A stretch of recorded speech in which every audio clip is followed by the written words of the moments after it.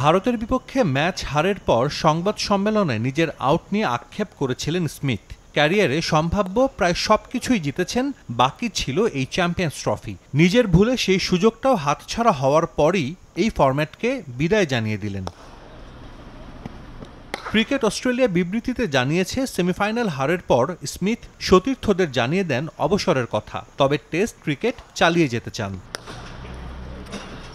১.৫ দশকের ক্যারিয়ার, যার শুরুটা হয়েছিল লেগ স্পিনার হিসেবে, সেখান থেকে নিজেকে প্রজন্মের সেরা ব্যাটসম্যানদের একজনে নিয়ে গেছেন স্মিথ। অস্ট্রেলিয়ার জার্সিতে ১৭০ ওয়ানডে খেলে ৫,৮০০ রান করেছেন তিনি। নামের পাশে আছে ১২টি সেঞ্চুরি।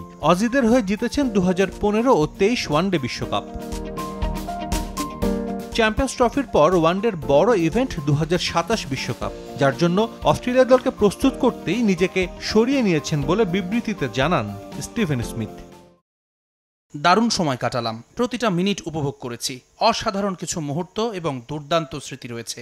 দুটো বিশ্বকাপ জয় জীবনের অন্যতম স্মরণীয় স্মৃতি। এই যাত্রায় দুর্দান্ত কিছু সতীর্থও পেয়েছি।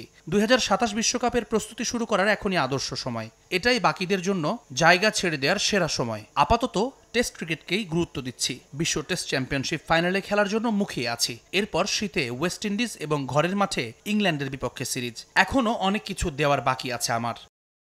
মাইকেল ক্লার্কের পর অস্ট্রেলিয়ার ওয়ানডে অধিনায়ক হন স্মিথ। পরে বল টেম্পারিং কাণ্ডে হারান অধিনায়কত্ব। নিয়মিত অধিনায়ক প্যাট কামিন্স চোটের জন্য খেলতে না পারায় এবারে চ্যাম্পিয়ন্স ট্রফিতে দলকে নেতৃত্ব দিয়েছেন। স্মিথের অধীনে ৬৪ ম্যাচে অস্ট্রেলিয়া জিতেছে ৩২টি আর হেরেছে ২৮টিতে। সাজিদ মুস্তাহিদ, সময় সংবাদ।